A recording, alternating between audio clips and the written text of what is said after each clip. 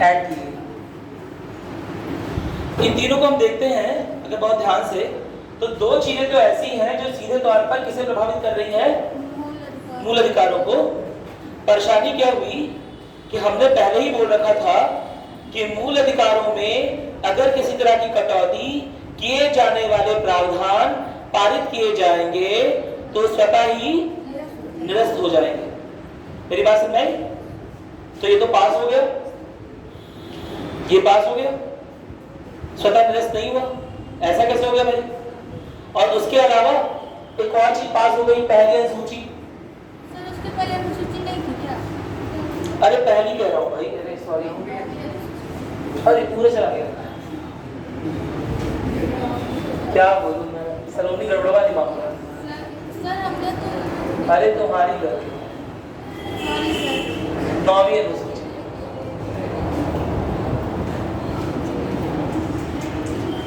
पहली अनुसूची नहीं, सॉरी 9वीं अनुसूची ना, प्रथम संवैधानिक संशोधन 9वीं अनुसूची, ठीक है।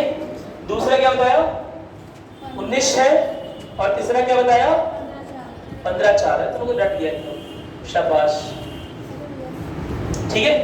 परेशानी ये हुई अगर देखा जाए तो ये 13(2) के साथ विरोधाभास उत्पन्न कर रहे हैं। 13(2) क्या है? याद करो, लिखवाया हुआ है, कॉपी पढ़ लो, याद नहीं करोगे। मुझे बताए रिवाइज करके नहीं आ रहे हो तुम लोग। 13(2) बताओ क्या है? अरे किसी भी तरह की कटौती अगर की जाएगी तो स्वतः ही क्या हो जाएगा? कैंसिल हो जाएगा। तो ये तो कटौती हो रही है, साफ साफ कटौती हो रही है। 9वीं अनुसूची भी संपत्ति का अधिकार छीन रहा है। किसका संपत्ति का अधिकार छीन रहा है? जमींदार वर्ग का।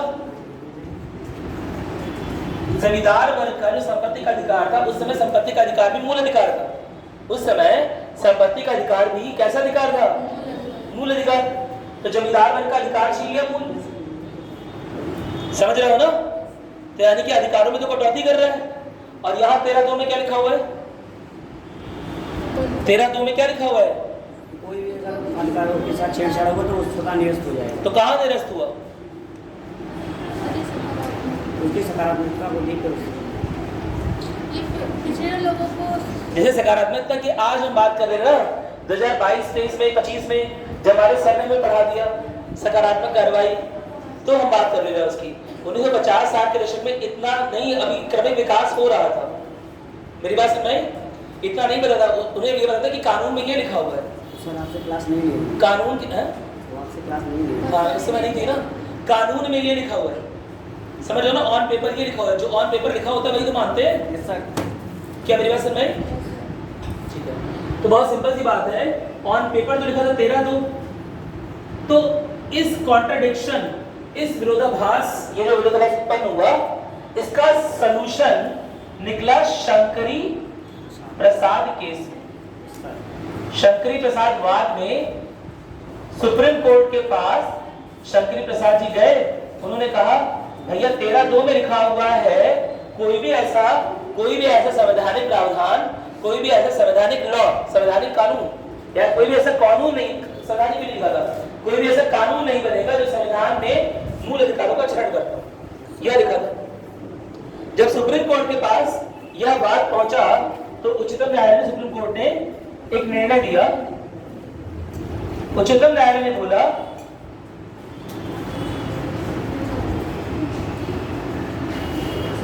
कि आप बोल रहे हैं कि कोई भी ऐसा कानून या विधि नहीं बनेगा,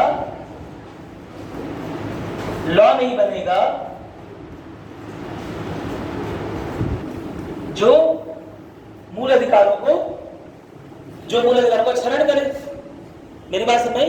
लेकिन एक बार यह समझते हैं कि कानून और विधि बोला किसे गया है, और कानून और विधि की डिफिनीशन, परिभाषा किसमें दी गई थी? याद है किसी को? किसी को नहीं याद है? लिखवाया हुआ है 13(3) में। 13(3) में लिखा हुआ था कि कानून किसे बोलेंगे। इस भाग के लिए अगर कानून शब्द का उपयोग होता है तो कानून की असली परिभाषा क्या होगी? अगर इस भाग के लिए विधि शब्द का इस्तेमाल हो रहा है तो विधि की असली परिभाषा क्या होगी? क्या मेरी बात क्लियर है? उस समय सुप्रीम कोर्ट ने बोला कि देखो जो विधियां है वो दो तरह की हो सकती है। जो संसद है, संसद अपनी विधायी शक्तियों का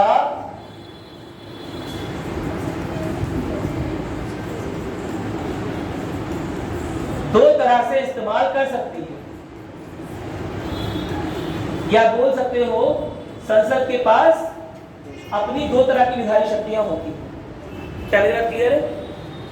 और उस समय सुप्रीम कोर्ट ने बोला कौन कौन शक्तियां होती है। एक तो बोला सामान्य विधायी शक्तियां, सामान्य विधिक शक्तियां, जिससे जो कानून बनेंगे वो कैसे होंगे, बता चुका हूं, याद रखो। कौन से कानून? सामान्य विधिक कानून। याद आ रहा है? बताया हुआ था ना, इस पे क्लास हो चुकी है भाई, भूल चुके हो क्या? रिटर्न वाले बताया हुआ था ना, रिटर्न एंड रिटर्न वाले में लिखित में बताया हुआ था ये। इसीलिए कह रहा हूं कुछ मत पढ़ो, जो पढ़ा रहा हूं एग्जैक्टली वही पढ़ो। मेरी बात समझ आई? वरना सब भूल जाएगा। सामान्य विधिक शक्तियों से क्या निर्मित होगा? सामान्य विधिक कानून। क्या बात क्लियर है? और दूसरे प्रकार की विधायी शक्तियां हैं संवैधानिक संशोधन शक्ति।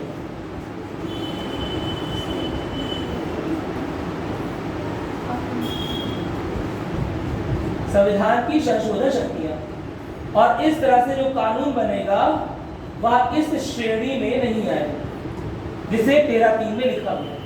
उस समय उच्चतम न्यायालय ने निर्णय दिया, समझ रहा हो ना, उस समय शंकरी प्रसाद वाद में उच्चतम न्यायालय ने निर्णय दिया कि अगर कोई सामान्य विधिक कानून, अगर कोई सामान्य विधिक कानून आपसे फंडामेंटल राइट छीन रहा है तो वो ऑटोमेटिकली कैंसिल होगा। क्या बात क्लियर है? अगर संविधान में संशोधन करने की जो शक्ति संसद को प्रदत्त हुई है, अगर उस शक्ति का उपयोग करके संविधान में कोई बदलाव लाया जा रहा है तो बदलाव लाया जा सकता है, यानी कि मूल अधिकार में बदलाव लाया जा सकता है। क्या मेरी बात क्लियर है? कोई दिक्कत तो नहीं है ना? तो 1951 के बाद में यह फैसला दिया गया, समझ में आ गया? वहां से दो तरह की शक्तियां डेवलप हुई। दो तरह की शक्तियां होती हैं, लेकिन ये बात कहीं और नहीं लिखी हुई थी, ये सुप्रीम कोर्ट का अपना सोचना है, अपनी सोच है। क्या मेरी बात क्लियर है? कि संसद के पास दो तरह की शक्तियां, कौन कौन सी? सामान्य विधिक और संवैधानिक संशोधन। तो अगर सामान्य विधिक के अनुसार कोई कानून बन रहा है तो अगर वो बाई चांस मूल अधिकार को कैंसिल कर रहा हो या हानि पहुंचा रहा हो, किसी तरह से मूल अधिकारों पर रोक लगा रहा हो, तो उनमें किसी तरह का बदलाव कर दिया जाएगा, मतलब सॉरी, तो वो अपने आप क्या हो जाएगा? कैंसिल हो जाएगा। अगर वो कानून इस तरह का है कि हाँ मूल अधिकारों का क्षरण कर रहा है, तो उसमें बदलाव किया जाएगा इस तरह से कि वो मूल अधिकारों का क्षरण ना करे। वो पृथकीकरण वाला, पृथक करने वाला, समझ में आ रहा है? कोई दिक्कत तो नहीं है ना? उसमें इस तरह का बदलाव करेंगे, इस तरह से उसे सेपरेट कर देंगे कि जो भाग मूल अधिकारों का क्षरण नहीं करता है वो रह जाएगा, और जो मूल अधिकारों का क्षरण कर रहा होगा वो हट जाएगा। मेरी बात समझ आई? ये तो सामान्य शक्तियां होगी। दूसरे में क्या बोला कि यार संविधान को संशोधन करने की शक्ति तो पहले से संसद को दी गई है। ये 1950 के दशक में सुप्रीम कोर्ट की सोच है, ये लगातार बदलेगी आने वाले दशकों में। मेरी बात समझ? लेकिन उस समय की सोच क्या है कि यार संविधान को संशोधन करने की शक्तियां पहले से ही किसे दी गई हैं? संसद को दी गई है। और मूल अधिकार क्या संविधान के अंदर की चीज है, बाहर की चीज है? अंदर की चीज है, तो बस बात खत्म। क्योंकि आर्टिकल 368 के अनुसार संसद को किसी भी भाग में बदलाव लाने का, समझ लो ना, अधिकार है। संविधान के किसी भी भाग में बदलाव लाने का अधिकार है। तो उस हिसाब से देखा जाए, चाहे भाग 3 हो, चाहे भाग 4 हो, चाहे कुछ भी हो। मेरी बात समझ में आ गई? कोई दिक्कत तो नहीं है ना? तो उस समय का प्रयोजन ये बनाया गया कि बोला गया कि 1951 में जो भी चेंजेस हो रहा है, चाहे वो 15(4) हो रहा हो, चाहे 19(6) हो रहा हो, चाहे 9वीं अनुसूची की जा रही हो, लेकिन वह सब क्या है? संवैधानिक बदलाव है, उनमें न्यायपालिका कुछ कर नहीं सकती। क्या मेरा क्लियर है? कुछ नोट कर ले वरना भूल जाएंगे। लिखो संविधान के पहले ही संशोधन, देखो संविधान के पहले ही संशोधन सन 1951 से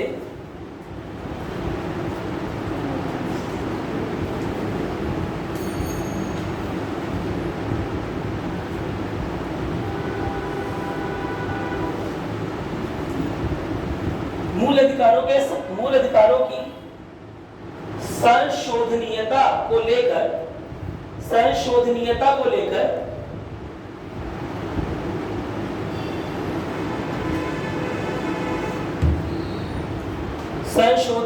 लेकर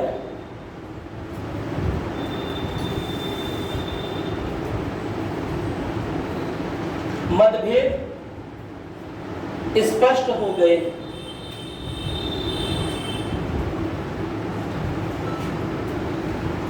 जब पहले संवैधानिक संशोधन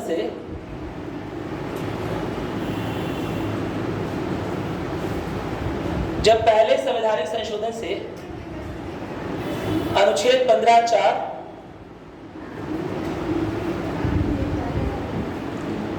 पहले संवैधानिक संशोधन से अनुच्छेद 15(4)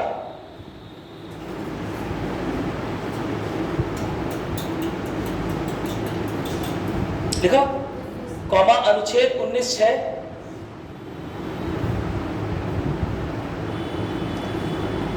एवं 9वीं अनुसूची को जोड़ा गया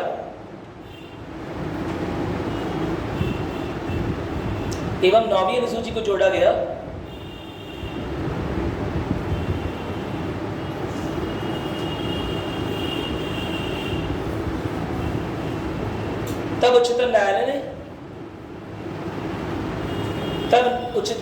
ने शंकरी प्रसाद वाद में इस पर निर्णय देते हुए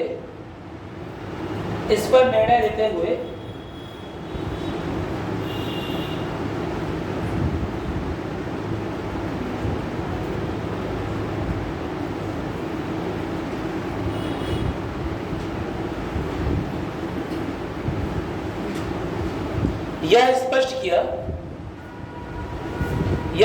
किया कि संसद के पास दो प्रकार की विधायी शक्तियां हैं। विधायी शक्ति समझ गया ना? कानून लिखने की शक्ति, विधान लिखने की शक्ति यानी कि विधायी शक्ति। ठीक है, विधायी शक्तियां हैं।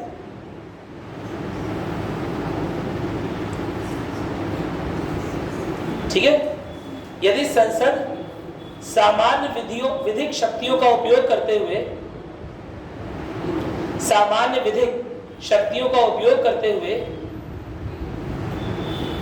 सामान्य कानून या सामान्य विधि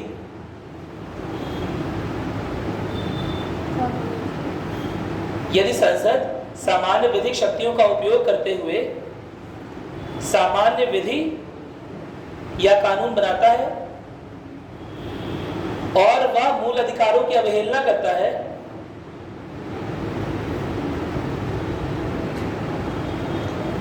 तो ऐसा कानून स्वतः असंवैधानिक एवं शून्य हो सकता है। तो ऐसा कानून स्वतः असंवैधानिक एवं शून्य हो सकता है।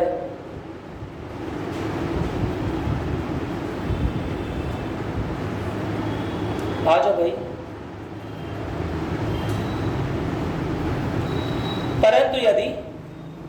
परंतु यदि संसद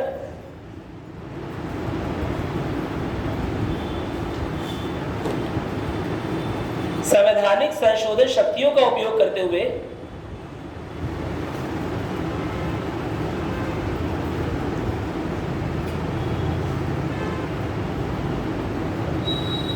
किसी विधि का निर्माण करता है,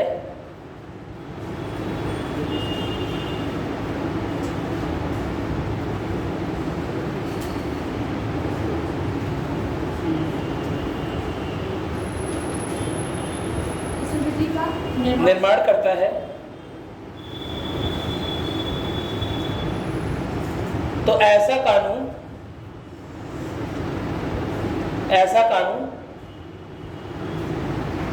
मूल अधिकारों की अवहेलना करने पर भी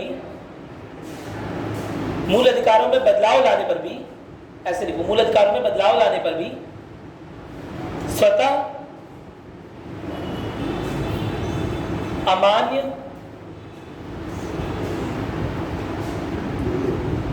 नहीं हो जाएगा। ठीक है, कोई दिक्कत तो नहीं है? उसमें भी सभी ग्रांट का सिद्धांत लगेगा। नकारात्मक प्रभाव को जब कोई चीज सामने नहीं आ रही है ना, जैसे कोई लॉ है, कोई कानून है, कोई यूज नहीं हो रहा है, यूज नहीं होता है लेकिन बना हुआ है, आप लेके पहुंचे उसके पास, किसके पास? सुप्रीम कोर्ट के पास। सर ये कानून बना हुआ है, तो सुप्रीम कोर्ट पूछेगा इससे तुम्हारा कुछ बिगड़ा, तुम्हारा कोई नुकसान हुआ? तो काहे परेशान हो? जब बिगड़ेगा तब आना। या किसी एक आदमी कुछ बिगड़ा? अभी नहीं ना, जब बिगड़ेगा तब बता। तो इसी को बोला गया ग्रहण का सिद्धांत। मेरी बात समझ आई? नहीं समझे बात? समझा? जैसे कोई चीज पड़ी हुई है, उसमें नुकसान नहीं करना, पड़ा रहने दो, ठीक है? तुम्हें नुकसान कर रही है, मेरी बात नहीं? कहीं पर कोई शेर पल रहा है, पलने दो, नुकसान नहीं कर रहा है। सांप, चीता, जानवर नुकसान नहीं कर रहा है। यहाँ पर आएगा तभी तो उसे न्यूट्रलाइज करेंगे। नहीं, भूल गए सब एग्जाम्पल? समझ गए हो? याद है? चलो ठीक है। अभी कुछ और भी जहाँ भेज रहे तुम्हारे, ठीक है? कितना समझ में आ गया? पक्का? चलो, ये एकदम क्लियर हो गया ना? अब विवाद देखो, ये सब चीजें विवाद की जड़ होती है, तो विवाद ऐसे रुकते नहीं है। शंकर प्रसाद केस आया, उसमें संविधान, उसमें ऐसा बोल दिया, लेकिन उसी समय पर 1951 में एक और केस आ गया सामने। 1951 में एक और केस आ गया, चंपकम दुराई राजन केसेस, चंपकम दुराई राजन वाद। मेरी बात सुने? 1951 ये तुरंत देखो धौस दिखाता है तुरंत, ये लक्ष्मीकांत है। तो चंपकम दुराई राजन वाद जो है, उसमें क्या हुआ था? उसमें गैर ब्राह्मण है ना वर्ग के जो लोग थे, उनकी सीट जो है एक कॉलेज में रिजर्व कर दी गई थी उनके लिए। क्या मेरी बात क्लियर है? तो ऐसे में चंपकम दुराई राजन सुप्रीम कोर्ट जाएंगे और कहेंगे यह तो किसका 15(1) का 15(1) का क्या है? अवहेलना है, मूल अधिकारों की अवहेलना है। इस मूल अधिकारों में बोला गया है कि राज्य के लिए सब बराबर है। अगर राज्य के लिए सब लोग बराबर है तो जॉब्स में भी सब लोग को ओपन वो करना चाहिए। मेरी बात समझ आई? ओपन पार्टिसिपेशन होना चाहिए, ठीक है? तो इसके खिलाफ चंपकम दुराई राजन उच्चतम न्यायालय गए। अब उच्चतम न्यायालय ने क्या फैसला दिया वो देखते हैं। इधर समझ आ गया? फिर थोड़ा सा नोट कर लो, हेड नोट कर लो, लिखो लिखो। पिछड़ी जातियों के लिए आरक्षण के मुद्दे पर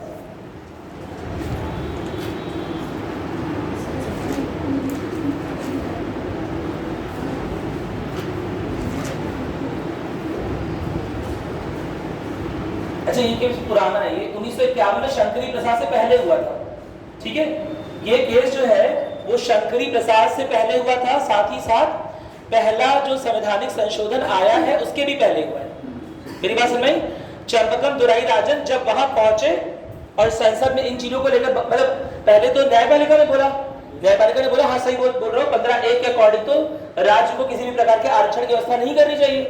तो जब यह बवाल देश में फैला, तब कहीं जाकर एक अलग से प्रावधान लिखा गया 15(4) का, जिसमें राज्य को स्वतंत्रता दी गई, राज्य को अधिकार दिया गया कि अगर उसे लगता है कि कुछ विशेष वर्ग है ना जाति की वजह से या लिंग के आधार पर पीछे रह जा रहे हैं, तो उनके सामाजिक स्तर को सुधारने के लिए, उनका शैक्षिक स्तर सुधारने के लिए राज्य कोई अपनी ओर से व्यवस्था कर सकता है।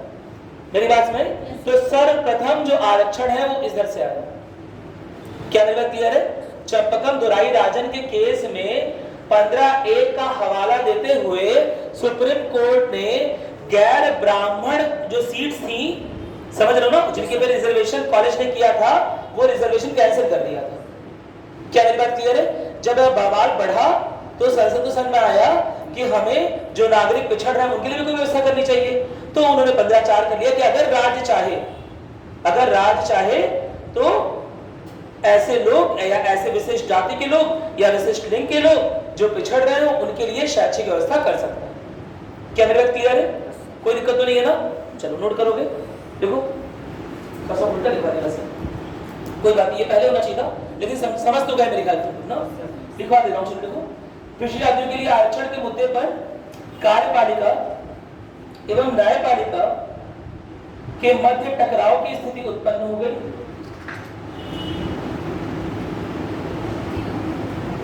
एवं न्यायपालिका के मध्य टकराव की स्थिति उत्पन्न हो गई।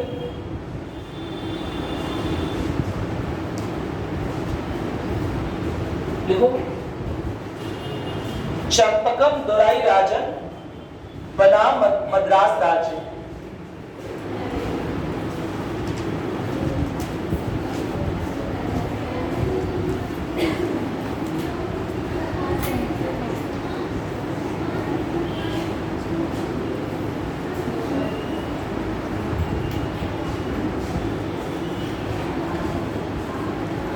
मद्रास राज्य बाद में 1951 में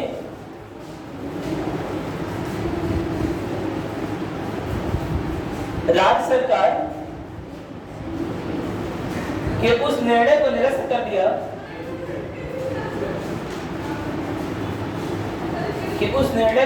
दिया जिसके द्वारा मेडिकल एवं इंजीनियरिंग कॉलेजों में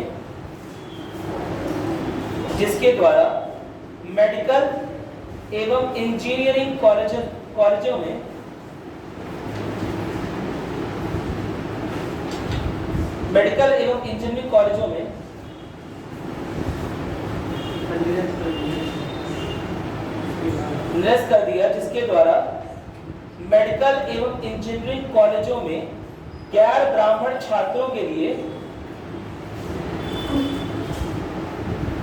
सीटें आरक्षित की गई थी।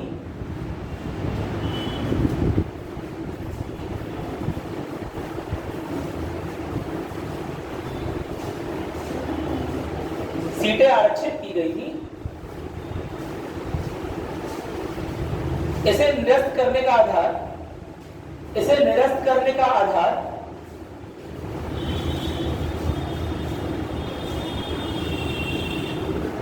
अनुच्छेद 15(1) बना,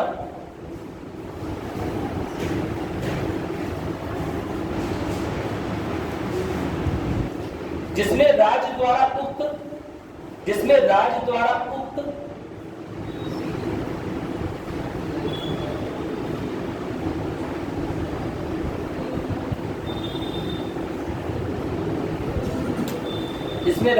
उक्त आधारों पर किसी भी तरह का विभेद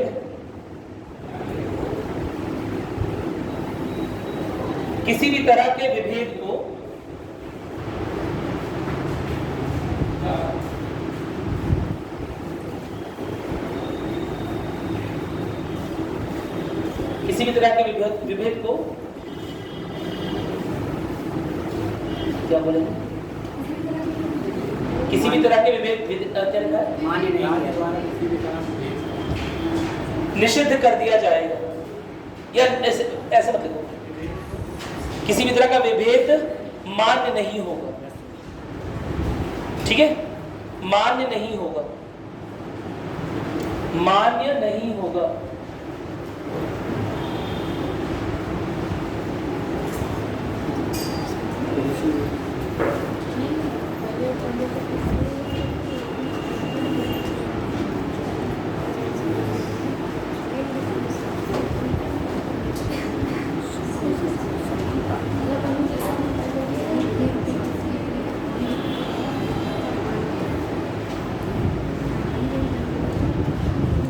भाग 4 जो है वो सामाजिक आर्थिक न्याय के बारे में राज्य को कई बार निर्देशित करता है कि आर्थिक दृष्टिकोण से, सामाजिक दृष्टिकोण से सारे वर्ग, सारे लोग, सारे नागरिक एक जगह पर खड़े हो जाए, एक ही प्लेटफॉर्म पर रहे, बराबरी पर रहे।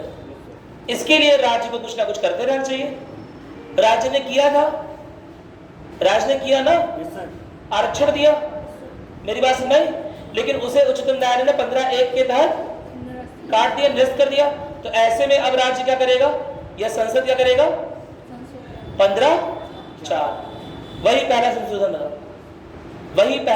संशोधन बना। ठीक है, लिखोगे आगे। देखो, इस निर्णय के बाद में इस निर्णय के बाद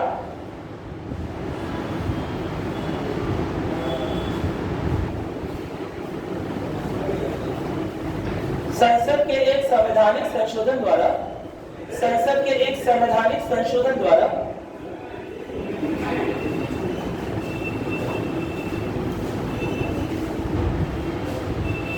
अनुच्छेद 15(4) को संविधान में जोड़ा गया।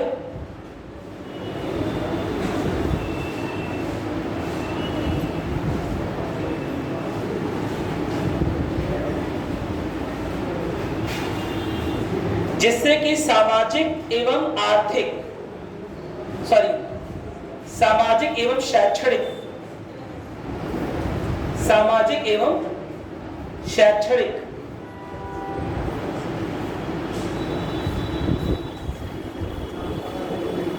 शैक्षणिक रूप से पिछड़े वर्गों के नागरिकों के लिए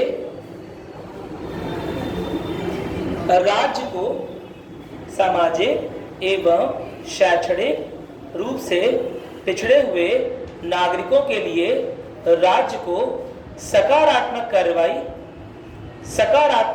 इसे अफर्मेटिव एक्शन बोलते हैं, है ना। सकारात्मक कार्रवाई करने का अधिकार दिया गया,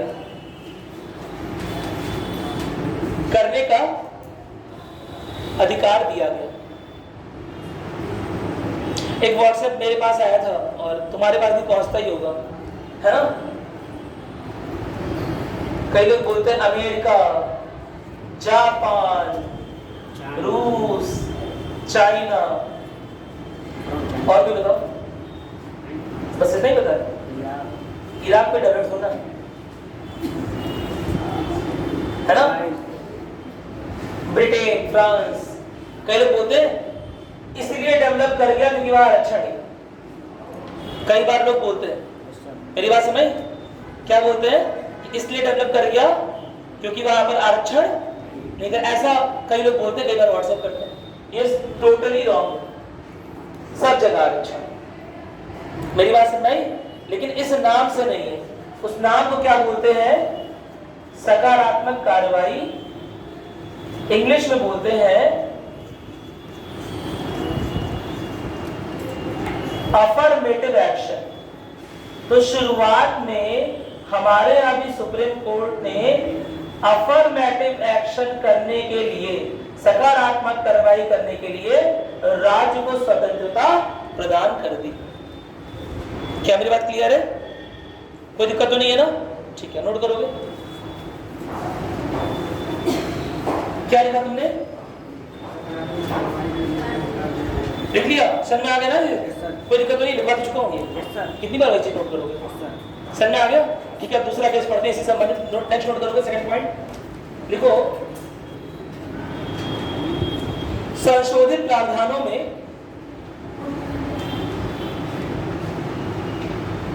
उठाए गए कदमों को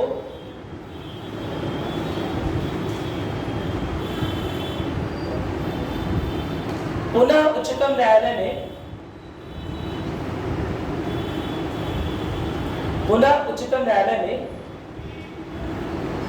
M.R. बालाजी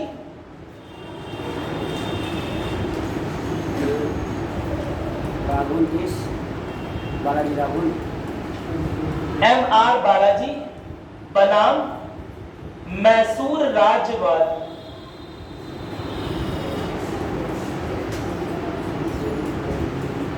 मैसूर राज्यवाद 1963।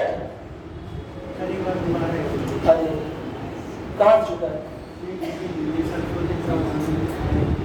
उठाए गए कदमों को पुनः उच्चतम न्यायालय में, उच्चतम न्यायालय में M.R. बालाजी बनाम मैसूर राज्यवाद 1963। तो भूल भी क्या लिखा चलो। संशोधित प्रावधानों में उठाए गए कदमों को पुनः हाईकोर्ट में M.R. बालाजी वर्सेस मैसूर राज्यवाद में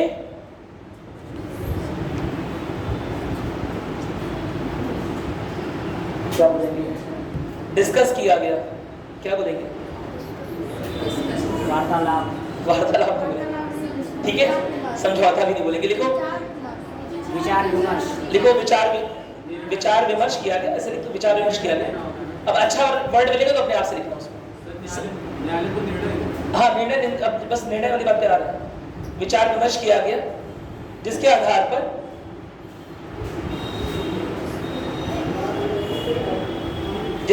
पर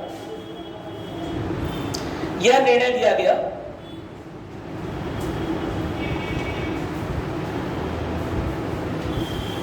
कि केवल जाति के आधार पर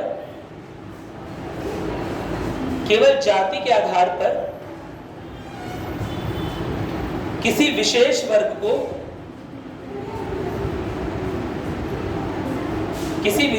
को पिछड़ा वर्ग घोषित नहीं किया जा सकता।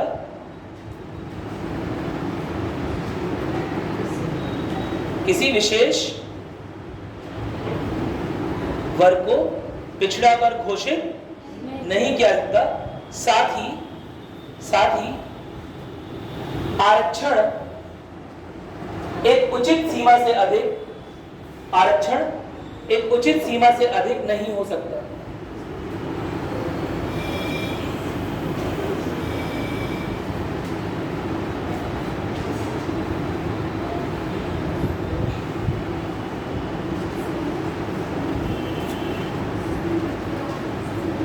लिख लियो। इसमें क्या लिखा हुआ है, ध्यान दो, क्या लिखा हुआ है? केवल जाति के आधार, जैसे हमने कहा ना राज्य व्यवस्था कर सकता है। हमने बोला राज्य जो है वो सामाजिक एवं शैक्षणिक रूप से पिछड़े वर्गों के लिए व्यवस्था कर सकता है। सामाजिक एवं शैक्षणिक रूप से पिछड़े वर्गों के लिए व्यवस्था कर सकता है। तो ये बोला गया केवल और केवल जाति के आधार पर किसी को पिछड़ा वर्ग नहीं बोलेंगे। केवल जाति के आधार पर, केवल धर्म के आधार पर, केवल मूल वंश के आधार पर या केवल लिंग के आधार पर हम किसी को पिछड़ा वर्ग घोषित नहीं कर सकते। हमें देखना पड़ेगा कि सच में वो पिछड़ रहा है या नहीं पिछड़ रहा है। क्या मेरा क्लियर है? अन्य चीजों को भी देखना पड़ेगा, उसके बाद हम घोषित करेंगे। प्लस ये बात भी बोली गई पहली बार कि आरक्षण एक तयशुदा सीमा के अंदर होगा। क्या मेरा क्लियर है? यही बात मंडलवाद के दौरान 1993 में दोबारा से सुप्रीम कोर्ट रिपीट करता है, उच्चतम न्यायालय रिपीट करता है कि आरक्षण एक तय सीमा के अंतर्गत होगा और जातिगत आरक्षण जो है वो वैसे का वैसा ही बना रहेगा। मतलब उसमें आरक्षण संबंधित जो भी प्रावधान है वो स्पष्ट होते हैं मंडल के बाद 1993। शायद सुना होगा ना मंडल कमीशन, नहीं सुना है? सुना है मंडल कमीशन? वो पोस्ट इंडिपेंडेंस हिस्ट्री में स्वाधीनता के बाद के भारत में बहुत इंपॉर्टेंट टॉपिक पढ़ लेना एक बार, ठीक है? मंडलवाद थोड़ा सा लिख देते हैं हम लोग। लिखो, हम उससे डीप में नहीं जाएंगे, बस थोड़ा सा लिखेंगे। लिखो, उच्चतम न्यायालय ने आगे चलकर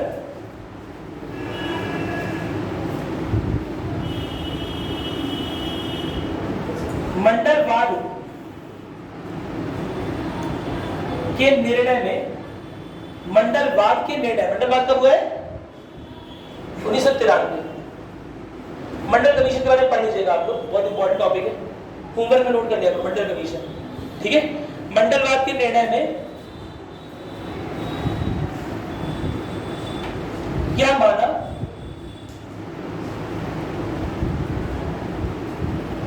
कि जातिगत आरक्षण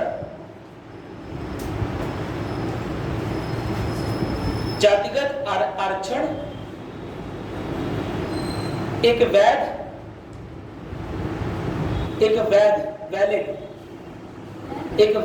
व्यवस्था है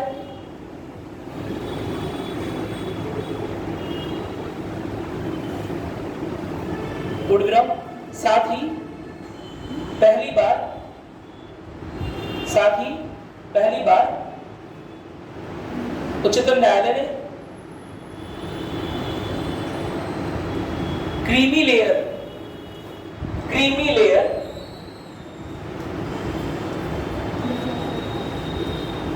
की अवधारणा प्रस्तुत की। क्रीमी लेयर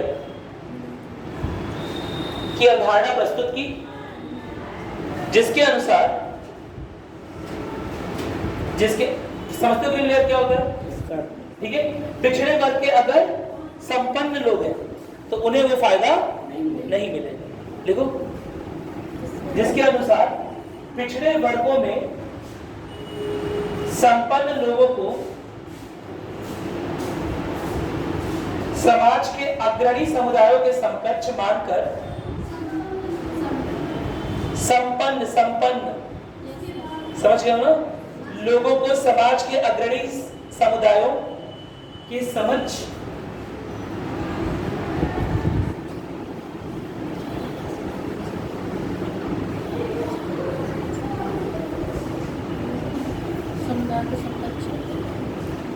अग्रणी समुदायों के समकक्ष, समझ नहीं समकक्ष लिख लो, लिखा, मानकर किसी भी प्रकार का आरक्षण नहीं दिया जाएगा।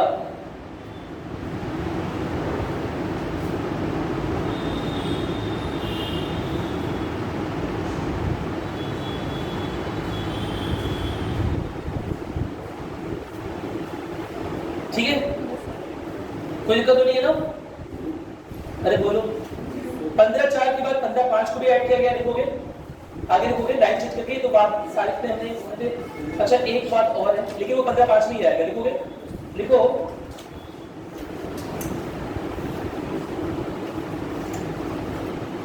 लिखो सन 2005 में 93वें संवैधानिक संशोधन, 93वें संविधान संशोधन अधिनियम द्वारा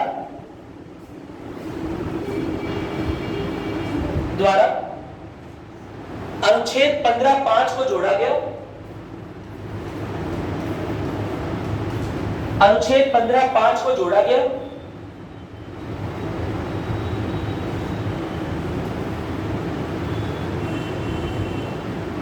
जिसके अनुसार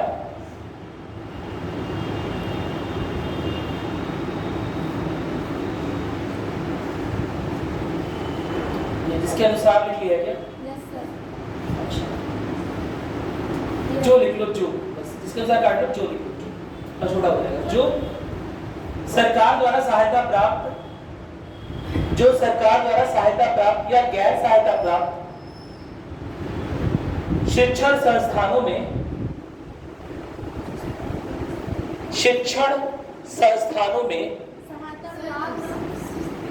सरकार द्वारा सहायता प्राप्त या गैर सहायता प्राप्त शिक्षण संस्थानों में समाज के सामाजिक एवं शैक्षणिक रूप से कमजोर, समाज के सामाजिक एवं शैक्षणिक रूप से कमजोर वर्गों के लिए सकारात्मक कार्रवाई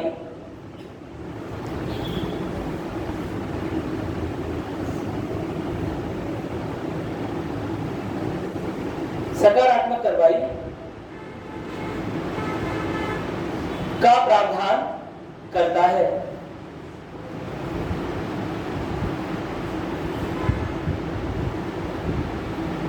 समझ में आ गया?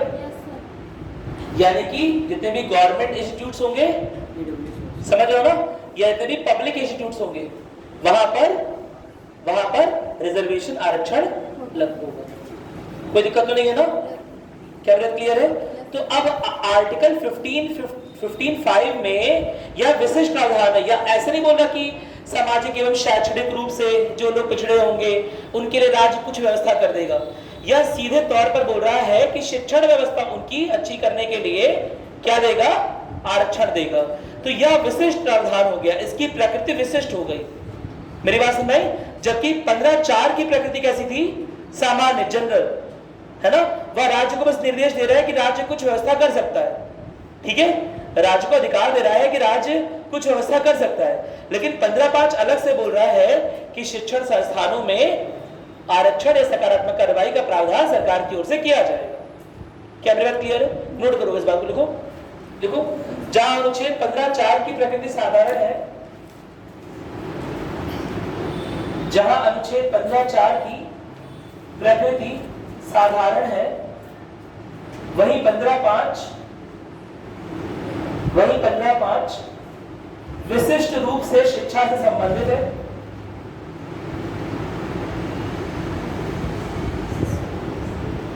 विशिष्ट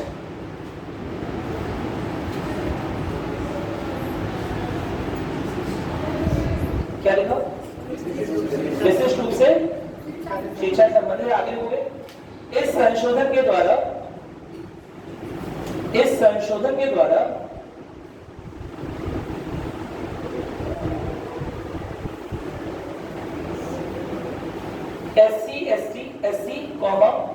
ST एवं ओबीसी वर्ग के छात्रों हेतु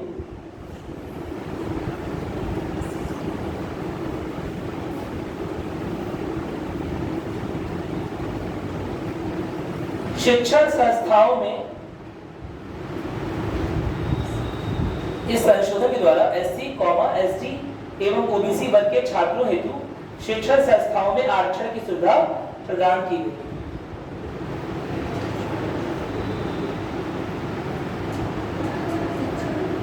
संस्थाओं में आरक्षण की सुविधा प्रदान की गई। इसमें और दिमाग लगा ले थोड़ा सा। कुछ कॉलेज ही होते हैं, कुछ इंस्टीट्यूट होते हैं जो जिन्हें बोल सकते हैं अल्पसंख्यक,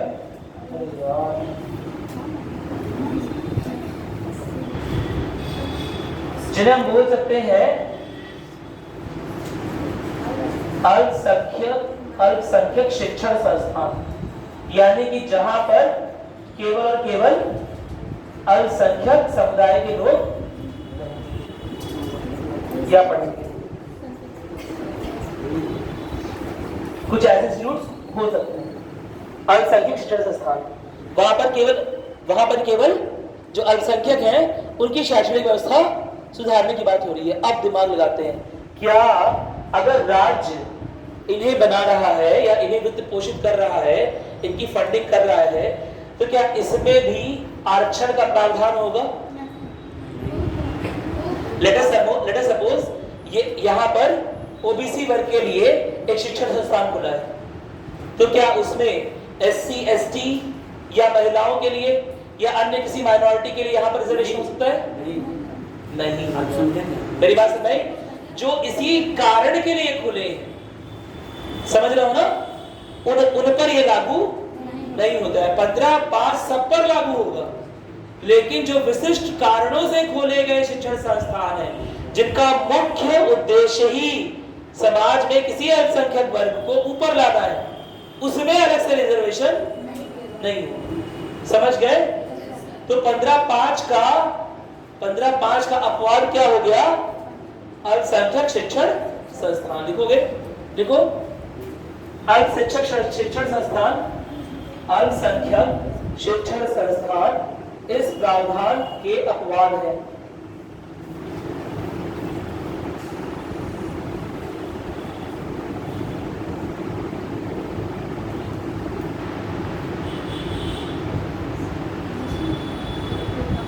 ठीक है, अपवाद, कोई दिक्कत तो नहीं ना?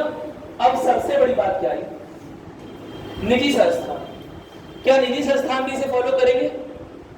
नहीं, केंद्र के द्वारा निर्धारित कर सकते हैं, कर सकते हैं, यानी कर सकते हैं का ये बताओ, करना ही पड़ेगा या कर सकते हैं? करना ही नहीं, करना पड़ेगा नहीं। हाँ, तो इस बात को लेकर बहुत विवाद हुआ, इस बात को लेकर बहुत सारे वाद विवाद हुए। उसमें अंतिम में TMA पाई का एक केस था, जिसमें सुप्रीम कोर्ट ने डिसीजन दिया कि निजी संस्थानों में अगर इस तरह की व्यवस्था की जाएगी तो वह कहीं ना कहीं किस मूल अधिकार का हनन कर देगी? किसका हनन होगा? 15(1) का। 15(1) का तो हनन हर जगह। 15(1) और 4 वाला सब खत्म हो गया मामला। अब जब पढ़ेंगे तो पूरा 15(1) साथ पढ़ेंगे। मेरी बात समझ आई? क्या किसी मूल अधिकार का हनन हो रहा है? स्वतंत्रता के अधिकार में एक अधिकार होता है व्यवसाय का। आप अपने व्यवसाय को कैसा रन करते हैं या आप पर निर्भर करता है। मेरी बात समझ आई? कल को सरकार आपको बोलने लगे कि नहीं टाटा टी नहीं बेचना है, अग्नि वाला बेचना है, तो फिर आपको वैसा करना पड़ेगा। ऐसा कोई जरूरी नहीं है। सरकार का इंटरफेरेंस इतना बर्दाश्त नहीं होगा, नहीं किया जाएगा। सरकार थोड़ा ना बताएगी आपको दुकान पे क्या बेचना है। सरकार बताएगी किस राइटिंग, किस पेन से लिखो, किससे राइटिंग अच्छी बनेगी, नहीं ना? अरे बोलो, समझ में आ रहा है? सरकार हर मामले में इंटरफेयर नहीं कर सकती। क्यों? क्योंकि वरना निजी स्वतंत्रता खत्म हो जाएगी। लोग निजी संस्थान व्यवसाय के रूप में चलाते हैं कई बार, तो अगर सरकार उनके मामले में इंटरफेयर करेगी तो उनकी व्यावसायिक स्वतंत्रता खत्म हो जाएगी। और व्यवसाय की स्वतंत्रता का अधिकार आर्टिकल 19 में आता है, अनुच्छेद 19 में आता है। याद आ रहा है? अनुच्छेद 19, ठीक है? चलो नोट करोगे, लिखो, लाइन चेंज करके लिखोगे, लिखो TMA पाई, लिख लोगे? TMA पाई, हाँ लिखते रहो, मुझे पता है तुम उल्टा सीधा लिखोगे। TMA पाई बनाम कर्नाटक राज्यवाद 2002 एवं लिखा TMA पाई, ये TMA पाई फाउंडेशन का नाम है, ठीक है? TMA पाई फाउंडेशन बनाम कर्नाटक राज्यवाद 2002 एवं इनामदार। मेरा गला एकदम खत्म हो चुका है, समझ रहा हूँ तुम लोगों को दिक्कत महसूस हो रही है सुनने में। इनामदार और इनामदार बनाम महाराष्ट्र राज्य 2005 वाद।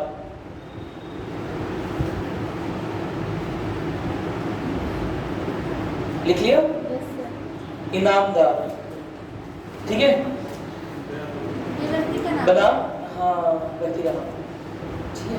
चलो लिखोगे, बनाम महाराष्ट्र राज्य 2005 वाद में उच्चतम न्यायालय ने कहा है कि सरकार द्वारा गैर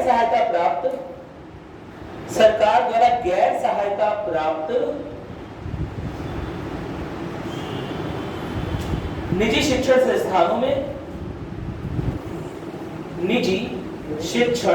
संस्थानों में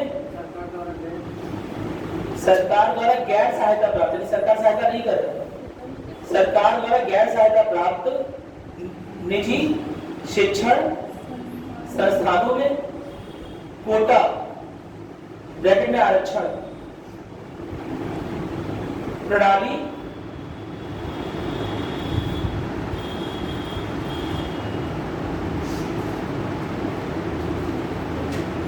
लागू नहीं की जा सकती।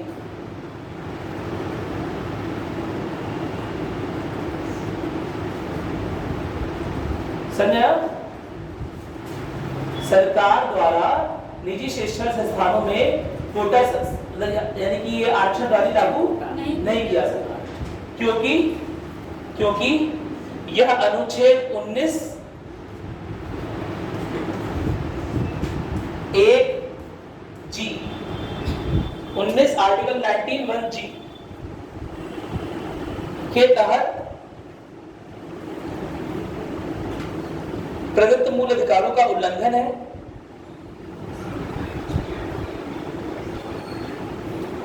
जिसके माध्यम से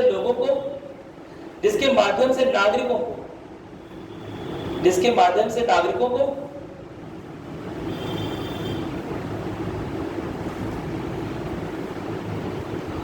व्यावसायिक स्वतंत्रता दी गई है।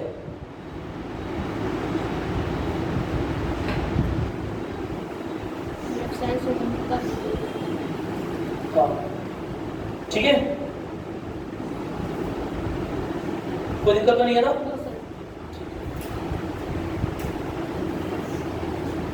आगे लिखोगे, लाइन चेंज करके लिखो। उच्चतम न्यायालय ने उच्चतम न्यायालय ने उपर्युक्त संविधान संशोधन कौन सा वाला? 93वां वाला, लिखो ब्रैकेट में 93वां उपर्युक्त संविधान, इसके बारे में ऊपर बात हुई है। 93वां संविधान संशोधन की वैधता को बनाए रखने के लिए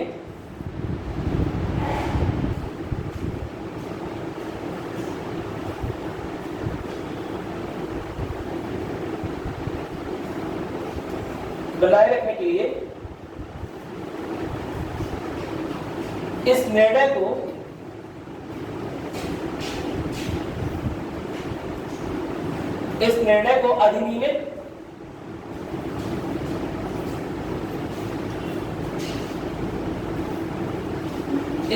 को अधिनियमित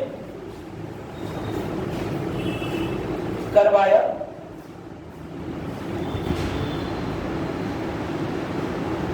और उसके बाद केंद्र सरकार द्वारा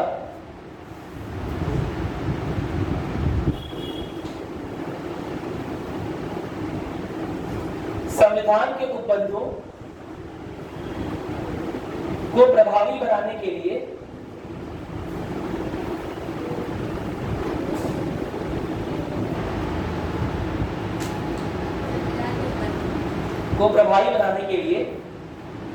केंद्रीय शैक्षिक संस्थान अधिनियम 2006 केंद्रीय शैक्षिक संस्थान अधिनियम 2006 केंद्रीय शैक्षिक संस्थान अधिनियम 2006 पारित किया गया जिसके माध्यम से आईआईटी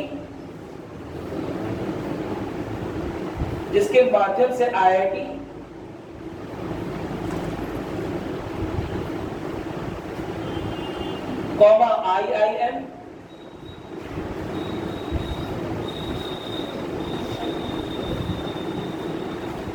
एवं अन्य शैक्षणिक संस्थानों में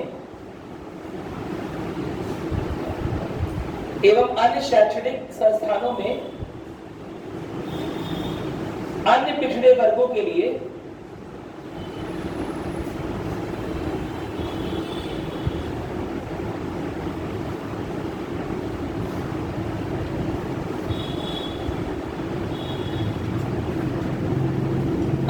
समझे ना, ओबीसी के लिए 27% सीटें आरक्षित कर दी गई।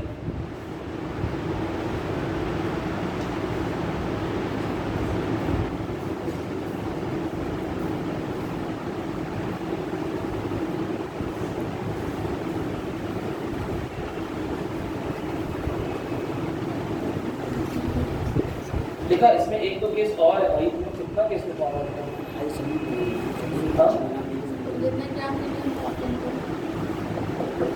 पहले से पढ़ो, पहले जो लिखा हुआ है सन्नारे एक्सप्लेन करो, बताओ। बहुत आसान शब्दों में लिखा हुआ है, एक बार पढ़ो, नहीं आ रहा तो बताओ। कल से वही तो चल रहा है, उसी में बता दिया वो सब चीजें। एक बार देखूं, बताओ, कुछ फंस रहा है तो बताओ।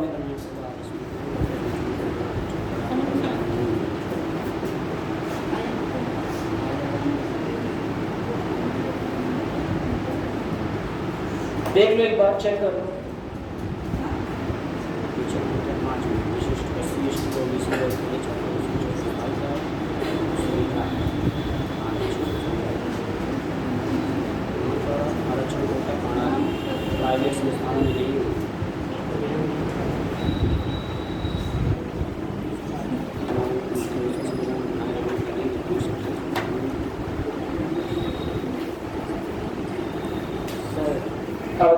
जो आईआईटी और आईआईएम और अन्य शैक्षणिक संस्थान तो उसमें जो निजी कंपनियां हैं, क्या वो भी बात को मानेंगे? क्या उसमें जो निजी कंपनियां तैयारी कराती हैं, निजी कंपनी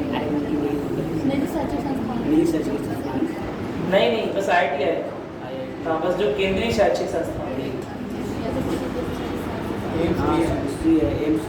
एम्स सेंट्रल गवर्नमेंट का है, नीट वाला भी हो गया, एनआईटी भी है, सब लिख लिया। और इसमें जैसे छोटे मोटे शैक्षणिक संस्थान निजी कंपनियां मतलब निजी हैं, वो आरक्षण नहीं मारेंगे। देखो क्या है, अभी तक ये वाद विवाद चल रहा है, मेरी बात सुन भाई। हो सकता है देश का कोई एक इलाका ऐसा हो जहां आज के भी टाइम पर अभी तक सरकारी स्कूल या सरकारी शैक्षणिक संस्थान ना खुल पाए, मेरी बात समझ आई? वहां पर हो सकता है केवल निजी ही शैक्षणिक संस्थान हो, तो वहां पर सुप्रीम कोर्ट या राज्य सरकार ऑर्डर देकर, समझ लो ना, आरक्षण के प्रावधान को लागू करने का संदेश मतलब निर्देश दे सकती है। तो वहां पर निजी शैक्षणिक संस्थानों की अपनी अहमियत नहीं रह जाएगी कि वो ऐसा नहीं करना चाहते। केस दर केस ये सब चीजें बदलती हैं, मेरी बात समझ? अभी तक ये है कि अगर सामान्य स्थिति है तो किसी भी निजी संस्थान को फोर्स नहीं किया जाएगा कि वो जातिगत आधार पर आरक्षण को उपलब्ध ही कराए लोग। मेरी बात समझ? नहीं बात समझ? समझ में आ रहा है? किसी भी शैक्षणिक संस्थान को फोर्स नहीं किया सकता, लेकिन इसका मतलब ये नहीं है कि राज्य सरकार फोर्स नहीं कर सकती है। अगर किसी जगह पर उसे लग रहा है जरूरत है तो ऐसा कर भी सकती है। और प्रावधान, इसका मतलब ये नहीं है कि प्रावधान हो ही नहीं सकते। अगर कोई निजी संस्थान है वह खुद से चाहे कि हम आरक्षण देना चाहते हैं तो वह पूरा मान्य है। समझ रहे हो ना? अगर कोई निजी संस्थान चाहे, शैक्षणिक संस्थान चाहे कि हम अपने यहाँ सीटों का बंटवारा आरक्षण के आधार पर करेंगे तो पूरी तरह स्वतंत्र करने के लिए, है ना, उसके खिलाफ कोई केस नहीं बनता है क्योंकि वह खुद से ऐसा कर रहा है, उसकी अपनी व्यावसायिक स्वतंत्रता है। मेरी बात समझ आ गई? नोट करो, इस बात को नोट करो, लिखो। अच्छा ये बात आई है तो एक लिख ही लो, लिखो A.K. ठाकुर बनाम भारतीय संघ, नया केस बेटा, केस में केस पढ़ेंगे। A.K. ठाकुर, अरे के नहीं भैया, A.K. ठाकुर बनाम भारतीय संघ 2008 बाद में न्यायालय द्वारा यह निर्णय दिया गया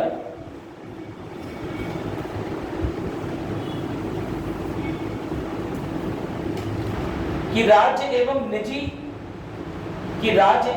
शिक्षण संस्थानों में अनुच्छेद 15(5) के तहत आरक्षण का प्रावधान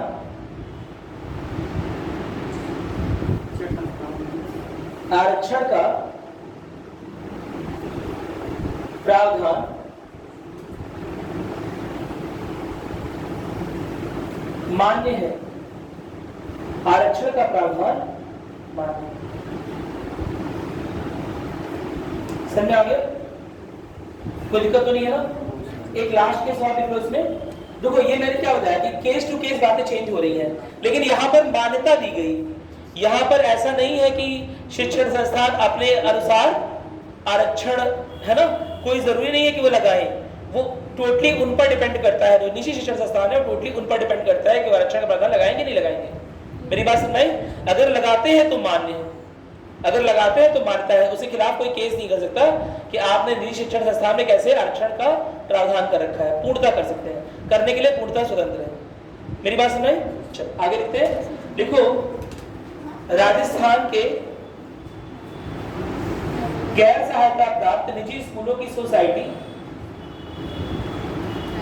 राजस्थान के गैर सहायता प्राप्त निजी स्कूलों की सोसाइटी बनाम भारत संघ,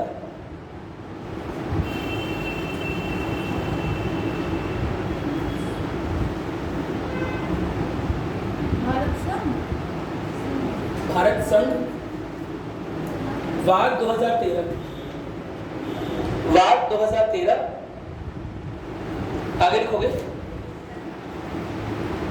डैश उसी में लिखो आगे। निजी गैर सहायता प्राप्त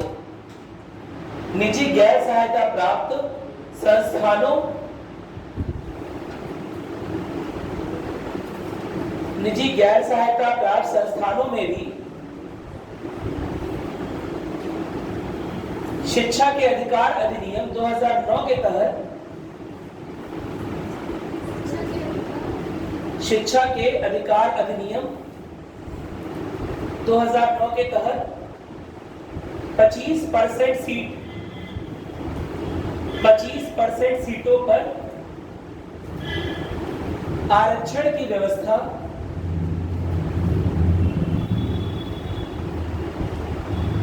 को आरंभ करने की वैधता को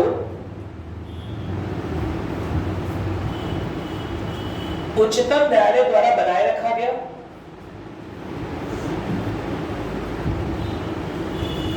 उच्चतम न्यायालय द्वारा बनाए रखा गया। इस निर्णय में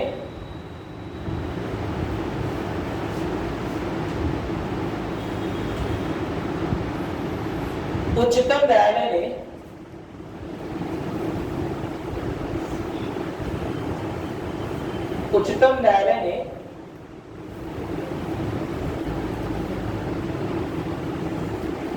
अपने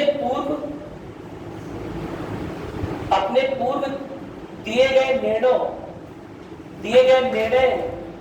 निर्णयों लिखूंगा, अपने पूर्व दिए गए निर्णयों के विरुद्ध जाते हुए यह तर्क प्रस्तुत किया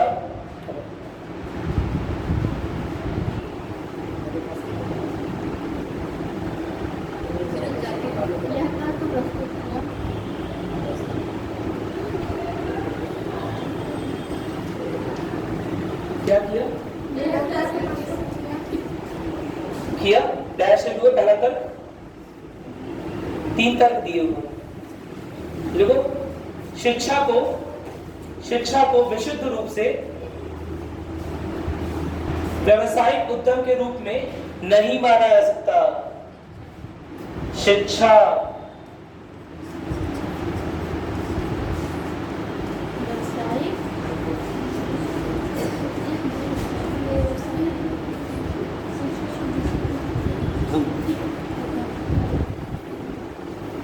क्या है? शिक्षा सेवा या उद्यम? सेवा है। पैसे कैसे कमाएंगे फिर? बंद कोचिंग बंद करो, बताओ। शिक्षा सेवा है उद्यम है? उद्यम है, इंडस्ट्री है, प्रोडक्ट निकल रहा है। सर दोनों है। हाँ, शिक्षा में दोनों के कैरेक्टर है ना, दोनों गुण है, सेवा के भी है, उद्यम के भी है। क्या बात क्लियर है? तो जो पहले फैसला लिया गया था व्यावसायिक स्वतंत्रता के पॉइंट ऑफ व्यू से, व्यावसायिक स्वतंत्रता के दृष्टिकोण से देखा जाए तो जो सुप्रीम कोर्ट ने अपना पहले का व्यू रखा, अपने पहले का निर्णय दिया, वो कहीं ना कहीं शिक्षा को उद्यम मानते हैं। क्या मेरा क्लियर है? और आने वाले निर्णय में शिक्षा को क्या मान लेगा? सेवा मान लेगा। नहीं समझे बात? समझ में आ गया? लिखोगे शिक्षा को विशुद्ध रूप से समझो मेरी बात। लगातार न्यायालय का जो दृष्टिकोण है समाज के विभिन्न पहलुओं को लेकर, वो लगातार बदलता जा रहा है। मेरी बात समझाए? और इसीलिए न्यायालय किसी एक पॉइंट पर पहुंचता है और 20 साल बाद 15 साल लगता है कि नहीं, इससे और बेहतर किया जा सकता है। क्या मेरी बात क्लियर है? कोई दिक्कत तो नहीं है ना? इसे वैज्ञानिक गतिशीलता बोल सकते हो या वैचारिक तर्कशीलता बोल सकते हो, जैसा मन करे वैसा बोल लो। लेकिन यह बहुत जरूरी है, विचार विमर्श तर्कशीलता बहुत जरूरी है, उससे नई चीजें बदलेंगी। तो पहले जो निर्णय लिया गया था टीएमए पाई फाउंडेशन केस में, उसमें व्यवसायिक स्वतंत्रता को बोला गया, लेकिन क्या शिक्षा महज एक व्यवसाय है? क्या शिक्षा को केवल एक व्यवसायिक व्यवस्था समझना, क्या शिक्षा को केवल एक व्यवसायिक व्यवस्था समझना, क्या शिक्षण संस्थानों का तिरस्कार नहीं है? हो जाएगा क्या तिरस्कार? मेरी बात सुनाई? देश निर्माण में भूमिका निभा रहे हो, कोई प्रोडक्ट थोड़ा निकाल रहे? अरे बोलो, क्या बात क्लियर है? तो अपने पॉइंट ऑफ व्यू को सुप्रीम कोर्ट ने थोड़ा चेंज कर लिया, बदल लिया। क्या मेरी बात क्लियर है? और अब मानता है क्योंकि शिक्षा विशुद्ध रूप से उद्यम नहीं है, और इसीलिए शैक्षणिक संस्थानों में क्या होना चाहिए? क्या होना चाहिए? आरक्षण होना कुछ आरक्षण होना चाहिए। क्या मेरी बात क्लियर है? चलो, लेकिन अभी भी जैसे मैंने बोला केस दर केस ये बातें और आ रही हैं। मेरी बात समझ, अभी कोई एक फाइनल निर्णय नहीं है। देखोगे शिक्षा को विशुद्ध रूप से व्यावसायिक उद्यम के रूप में नहीं माना सकता, व्यावसायिक उद्यम के रूप में नहीं माना जा सकता, व्यावसायिक उद्यम के रूप में नहीं माना जा सकता। लिख लिया? दूसरा आप सोच के बताओ, दूसरी बात, और ये तो बता भी चुका हूं यहां पर।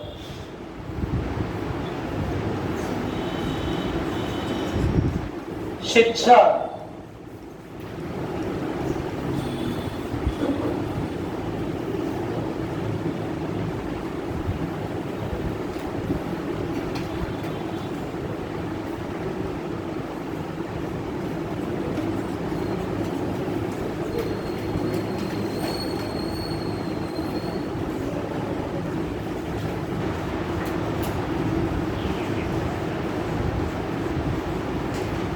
शिक्षा क्या महज एक गतिविधि है? शिक्षा क्या शैक्षणिक संस्थानों का, राज्य का क्या बस एक गतिविधि है? नहीं, शिक्षा के बारे में पहले बताया हुआ है। हम शिक्षित बने, यह किसका उत्तरदायित्व है? राज्य का। बता रखा है ना? तो अगर राज्य किसी स्थान पर शैक्षणिक संस्थान नहीं खोल पा रहा है, उत्तर पूर्व के राज्य, समझ रहे हो ना? या हो सकता है ऐसे राज्य जहां पर अभी तक शैक्षणिक संस्थान राज्य की ओर से, सरकार की ओर से नहीं खोले गए। हो सकता है अंडमान निकोबार, समझ रहे हो, लक्षद्वीप, अंडमान निकोबार। क्या मेरी बात क्लियर है? हो सकता है ऐसे बहुत सारी जगह पर हो जहां भी राज्य की ओर से राज्य पोषित गवर्नमेंट कॉलेजेस ना खुले। मेरी बात सुनाई? और अगर वहां पर निजी संस्थान अपने मनमाने ढंग से सीटों का वितरण कर रहे होंगे, सीट दे रहे होंगे, तो हो सकता है कोई अनुसूचित जाति जनजाति के लोग पीछे रह जाए, उनकी शैक्षिक जरूरतें पूरे ना हो सकता है उनकी जो शैक्षिक जरूरतें हैं वो पूरी ही ना हो। क्या मेरी बात क्लियर है? और शिक्षा भले ही राज्य प्रोवाइड नहीं करवा पा रहा, राज्य कॉलेज नहीं खुल पाया, लेकिन अंततः जिम्मेदारी किसकी है? राज्य की। इसलिए राज्य ऐसे कड़े प्रावधान बना सकता है, मेरी बात सुनाई, जहां पर निजी संस्थानों को कंट्रोल, नियमित करते हुए उनकी व्यावसायिक स्वतंत्रता थोड़ी सी कम करते हुए आरक्षण के प्रावधान लागू कर दिए जाए। नहीं समझे बात? समझ पा रहे हो मैंने बोला? ठीक है। राज्य पूर्ण रूप में पूर्णतः स्वतंत्र है कुछ कड़े प्रावधान बनाने के लिए, जहां उसे लगेगा कि यार यहां पर हमारा स्कूल खुलने में या कॉलेज बनने में टाइम लगेगा, तो उस समय तक जब भी 5-10 साल 15 साल में जब स्कूल कॉलेज वहां बनेगा, तब तक क्या बच्चे वहां पर अशिक्षित रहेंगे? समझ रहे हो ना? राज्य के पास लेटर सपोज वहां पर इंजीनियरिंग कॉलेज नहीं है, मेडिकल कॉलेज नहीं है, या फिर यूनिवर्सिटी नहीं है ना? तब तक अगर वहां पर इस तरह की प्राइवेट चीजें हैं, तो क्या वो सब बच्चे, है ना, अनुसूचित जाति या जनजाति के अशिक्षित रह जाएंगे? अगर वह निजी शिक्षण संस्थान वाला निजी शिक्षण संस्थान का मालिक चाहेगा, तो हो सकता है उन्हें अनुमति ना प्रदान करे। क्या मेरी बात क्लियर है? इस तरह से चूंकि राज्य की जिम्मेदारी है शिक्षित बनाना नागरिकों को, समझा, इसलिए राज्य के ऊपर उत्तरदायित्व है कि उन निजी शिक्षण संस्थानों को भी कंट्रोल में रखे, नियमित करे। अगर किसी विशेष जगह पर अनुसूचित जाति, अनुसूचित जनजाति की संख्या ज्यादा है और उनका शैक्षणिक स्तर लगातार कम होता जा रहा है या बिगड़ता जा रहा है, ये समाज की मुख्य धारा के बराबर नहीं आ पा रहा है। क्या मेरी बात क्लियर है? नहीं समझ पाए? समझ गए? नोट करो, लिखो लिखो, दूसरा ग्रंथ लिखो, अनुच्छेद 21A, अनुच्छेद 21A, राज्य पर एक दायित्व है।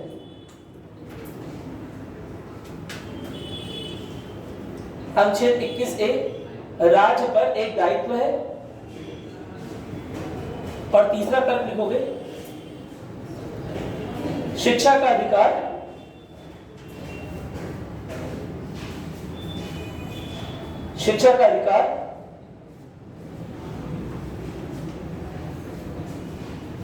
संस्था केंद्रित, शिक्षा का अधिकार कौमा संस्था केंद्रित अधिनियम की अपेक्षा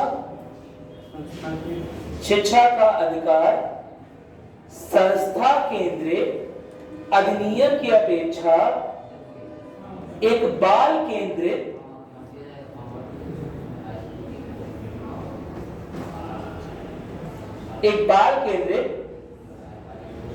अधिनियम है।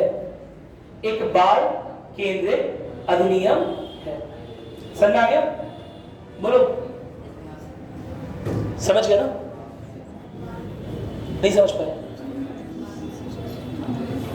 अगर केवल इस तरह से देखा जाए कि शिक्षा क्या है, संस्था केंद्रित, तो संस्था केंद्रित संस्थाएं तो दो प्रकार की हो सकती हैं। समझ रहे हो ना? एक सरकारी नियंत्रण वाली और एक निजी नियंत्रण वाली। अगर निजी नियंत्रण वाली संस्थाएं, अगर निजी नियंत्रण की संस्थाओं में अगर गवर्नमेंट ज्यादा इंटरफेयर करेगी तो निजी शिक्षण संस्थान बंद कर देगा अपनी दुकान, हम कुछ और खेल लेंगे। समझ रहे हो ना? हम कोई और बिजनेस कर लेंगे। इसीलिए एक लेवल से ज्यादा इंटरफेरेंस नहीं करना चाहिए, पहली बात। लेकिन दोबारा यह समझना है कि शिक्षा या इस तरह के जो प्रावधान है वह संस्था केंद्रित नहीं होकर बाल केंद्रित, यानी कि बाल के विकास की बात समझ रहे हो? बाल, इसकी बात नहीं हो रही। अच्छा, उसकी बात हो रही, समझ में आता? समझा रही, करिए इसकी बात नहीं हो रही, बच्चों की बात हो रही। सही, मैं तुम लोग पूछ रहा हूँ बस, ठीक है? समझ रहे हो ना? बालों के विकास के लिए आंवला तेल, समझ में आ रहा ना? ठीक, उसी तरह से बालों के विकास के लिए बहुत जरूरी है ये, ठीक है? बाल केंद्रित अधिनियम। मेरी बात समझ में आई? चलो भाई, एकदम दिमाग गर्म हो गया, कितनी जल्दी पढ़ गई, बोल दीजिए। चलो एक बार पढ़ने से लिख पाया, 1 मिनट का टाइम जल्दी पढ़ो, लिखवाना भी और किया।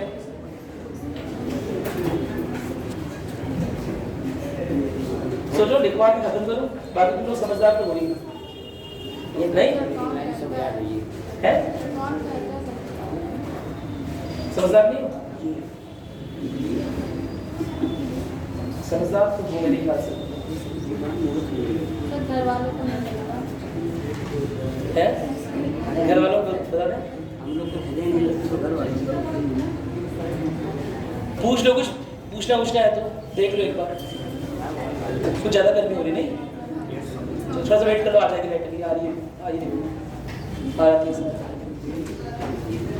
हमारे अधिकारी का मना होता है। कुछ समझ आया कि नहीं आया? आ रहा है? Yes, sir. एक बार कंसोलिडेट कर लो, एक बार जो लिखा है एक बार पढ़ लो, क्योंकि इजी नहीं, मैं ये नहीं बोलूंगा कि इजी है, ठीक है? थोड़ा है, थोड़ा कंटेंट ज्यादा है, ठीक? एटलीस्ट क्या बोलूं मैं, लेकिन कम से कम 80-90 क्लास इसकी, 70-80 क्लास तो बनती है, ठीक है? एटलीस्ट 80 से 90 क्लास। कितना क्लास है सर? कम से कम 25। मेरी ये कल लास्ट क्लास मेरी, मेरे ख्याल से आज या कल लास्ट क्लास है, 25 बचे। अभी क्या कर सकते हैं, यही तो है। सर कौन पढ़ा इतना कम? अब नहीं पता मुझे। अनुच्छेद 15 और सामाजिक प्रगति लिखते हैं हम लोग थोड़ा सा। आगे अपनी पढ़ाई अब टाटा बाय बाय होने का समय आ गया, सही बता। अब आप लोग बात करिएगा उसके लिए। अनुच्छेद 15 और सामाजिक प्रगति। एक्स्ट्रा क्लास लगवाना। अभी एक सर आ रहे हैं, काफी अच्छे सर आ रहे हैं, है ना? आप उनसे पढ़ के देखना, ठीक है? अनुच्छेद 15 और सामाजिक प्रगति। अनुच्छेद 15 और सामाजिक प्रगति।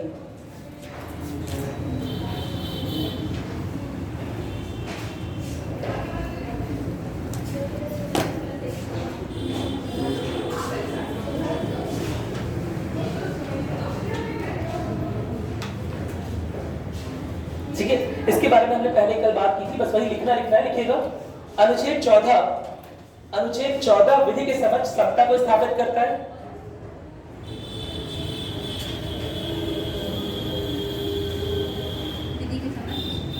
अनुच्छेद 14 विधि के समक्ष समता को स्थापित करता है।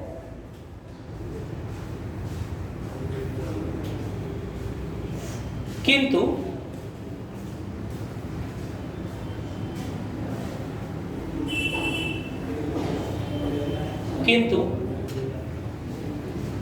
ऐतिहासिक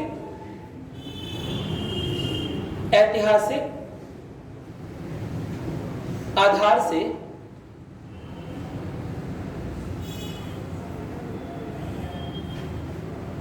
वंचित समूहों वंचित समूहों की असमानता को दूर करने के लिए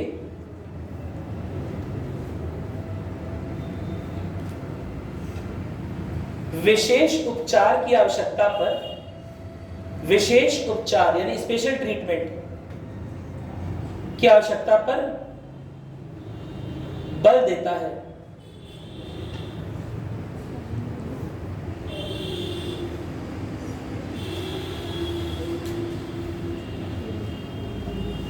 विशेष उपचार की आवश्यकता पर बल देता है।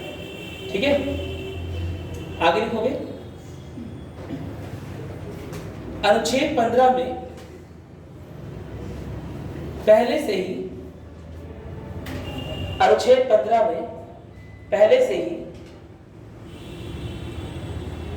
समाज में हाशिए पर स्थित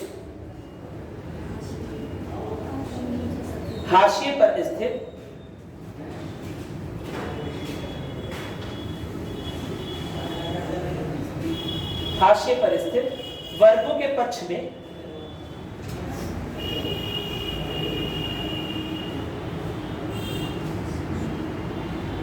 प्रावधान किया गया है।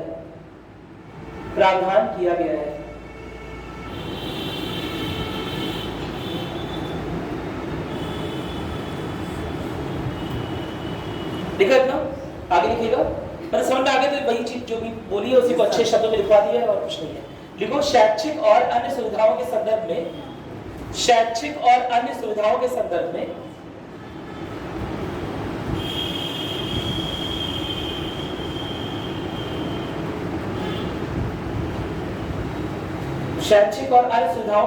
में अनुसूचित जाति जनजाति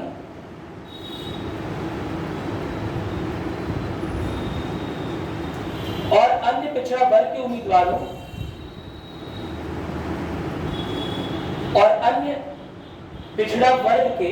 उम्मीदवारों के पक्ष में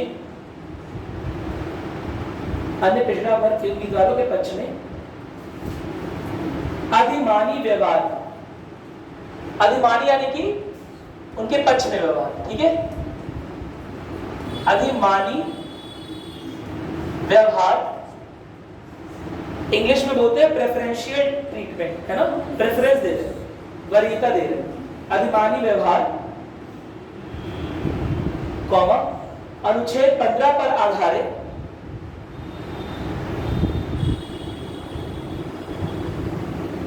सुधार का ही एक रूप है।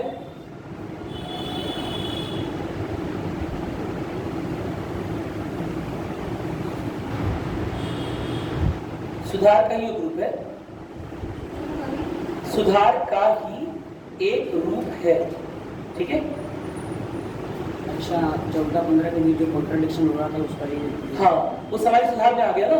तो सामाजिक सुधार तो करने का पूरा राज्य को अधिकार है ही, उसके लिए चेंजेस कर सकते हैं। लिखोगे आगे। दूसरी ओर अब ये सामाजिक सुधार के क्रम में व्यवस्था चल रही है, लेकिन उसकी वजह से किसी अन्य के मूल अधिकार ना हनन हो जाए। इसी वजह से क्या किया गया, इसी वजह से आरक्षण को सीमित कर दिया गया कि इतना ही % आरक्षण हो सकता है। क्या मेरे बात समझ में नोट करोगे। देखो, दूसरी ओर उच्चतम न्यायालय ने सामाजिक कल्याण को ध्यान में रखते हुए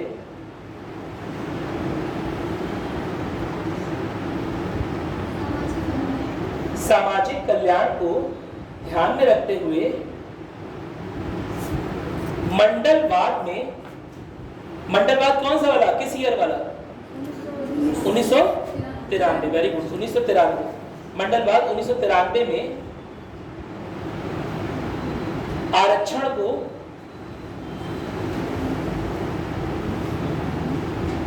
50% तक सीमित करते हुए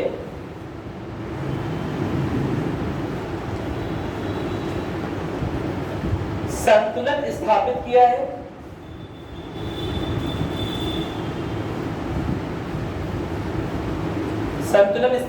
है।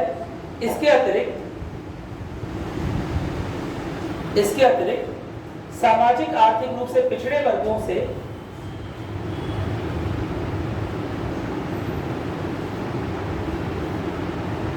सामाजिक आर्थिक रूप से पिछड़े वर्गों से संबंधित वाद में उच्चतम न्यायालय ने क्रीमी लेयर का प्रावधान किया है।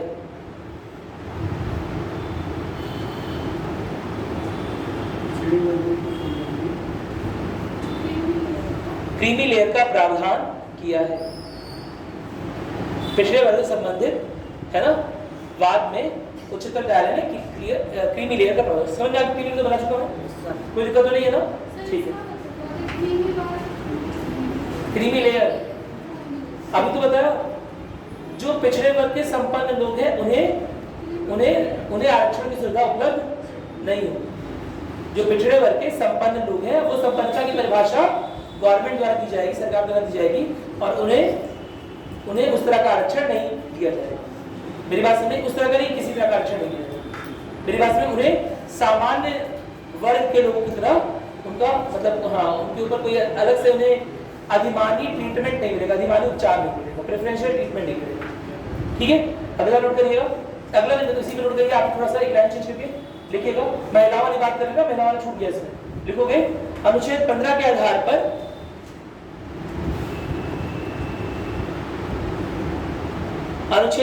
आधार पर महिलाओं और उनकी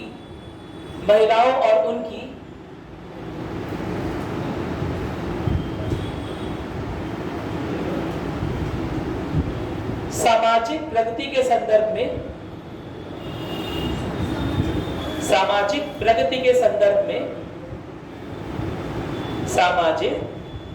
संदर्भ में निम्न आवश्यकताओं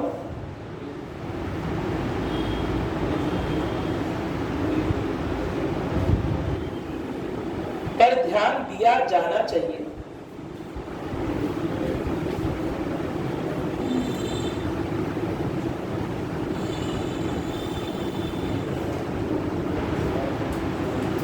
कौन सा आर्टिकल अनुच्छेद 15 में, अनुच्छेद 15 का कौन सा उपबंध महिलाओं संबंधित है? 15(3). Very good. 15(3) राज्य में अगर है बाल्यों, वो तो यार बाल्यों वाले आ गया है ना, मेरा वाला भूल गया। तो बाल्यों एवं महिलाओं से संबंधित है ना, कोई दिक्कत तो नहीं है ना? यानी कि वही जो बताया शुरुआत में कि अगर महिला एवं बाल लोग मतलब बाल अगर पिछड़ रहे हैं, बालक पिछड़ रहे हैं, बालिकाएं पिछड़ रही हैं, तो उनके लिए भी कुछ प्रावधान कर सकता है राज्य। ठीक है, चलो नोट करोगे। देखो उच्चतम न्यायालय के अनुसार, इसमें बहुत इंपॉर्टेंट पॉइंट आने वाला है, इसलिए मैं लिखवा रहा हूं पूरा। देखो एग्जाम में आ चुका है वो दोबारा। उच्चतम न्यायालय के अनुसार विशेष रूप से महिलाओं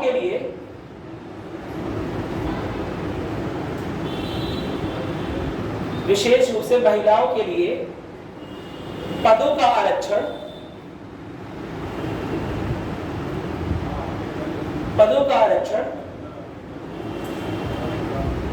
अनुच्छेद 15 ब्रैकेट में 3 के तहत वैध है, क्योंकि यह राज्य कार्रवाई के सकारात्मक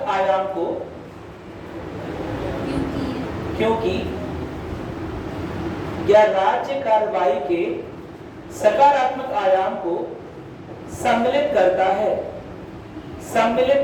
है। देखिए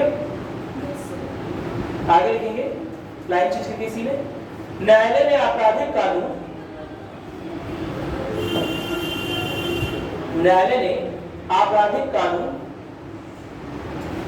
और प्रक्रियात्मक कानून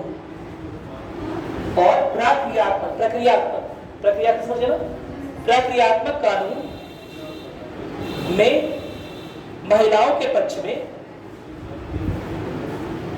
किए गए प्रावधानों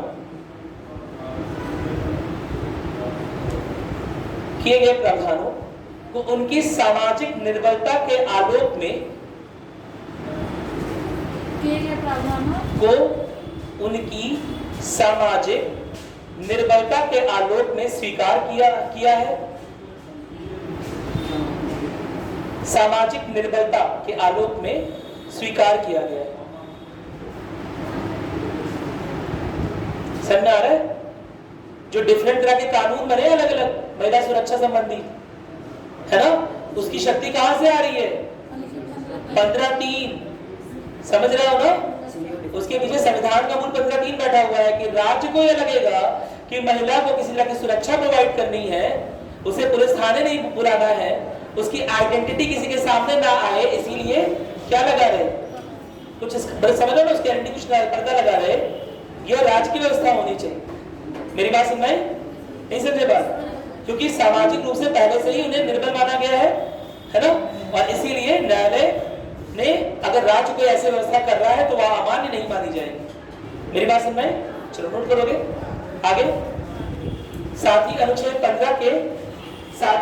15 में स्थानीय निकायों और शैक्षणिक संस्थानों में साथ ही अनुच्छेद 15 में स्थानीय निकायों और शैक्षणिक संस्थानों में महिलाओं के आरक्षण के लिए विशेष उपबंध किए गए हैं। विशेष उपबंध किए गए हैं।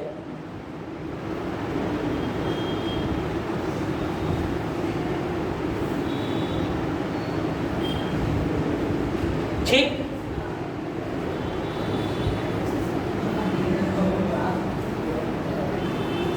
लिख लिया। अब अभी रिसेंटली क्या हुआ? रिसेंटली नहीं, 20-30 साल पहले, है ना, ये देखा गया कि राज्य में या कार्यस्थल पर, बोल सकते हो कार्यस्थल पर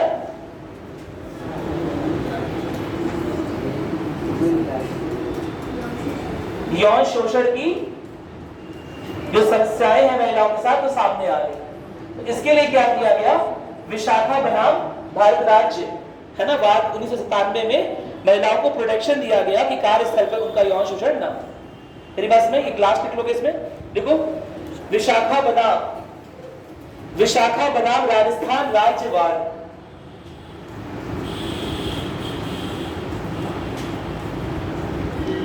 विशाखा बनाम राजस्थान राज्यवाद 1997 में उच्चतम न्यायालय द्वारा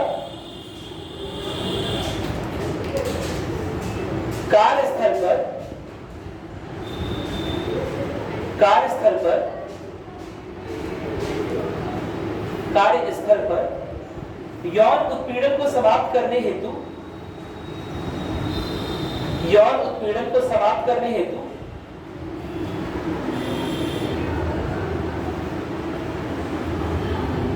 उपाय सुझाए गए।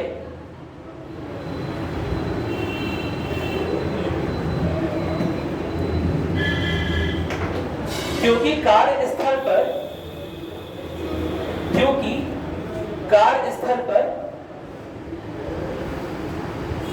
इस तरह का उत्पीड़न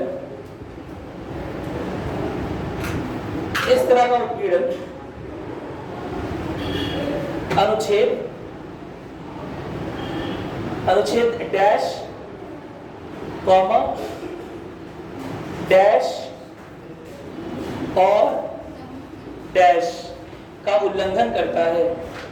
3 अनुच्छेदों का उल्लंघन कर रहा है। सोचो कौन सा बताओ। 15 अनुच्छेद और कौन से? 14, 15, वेरी गुड, और 19 कैसे? 21, वेरी गुड। गरिमापूर्ण जीवन जीने का अधिकार। समझ में आ गया? 14 15 तो है ही, है ना? और उसके बाद क्या आ गया? ठीक है, चलो। गरिमापूर्ण जीवन जीने का अधिकार भी तभी रहेगा ना जब कार्यस्थल महिलाओं के लिए सुरक्षित होगा।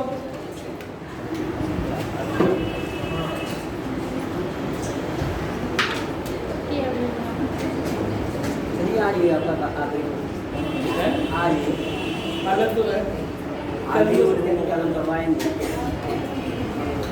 नहीं मतलब कल शायद अब सर ये लेकिन देखना पड़ेगा ना वो कैसा पढ़ाते हैं। मतलब कुछ बच्चों का एक अलग सही होता है, हमारा कुछ अलग है। देखना जरूरी है। अगर वो दे ही रहेंगे तो आपको तो जितने ही लोग किया जाएगा।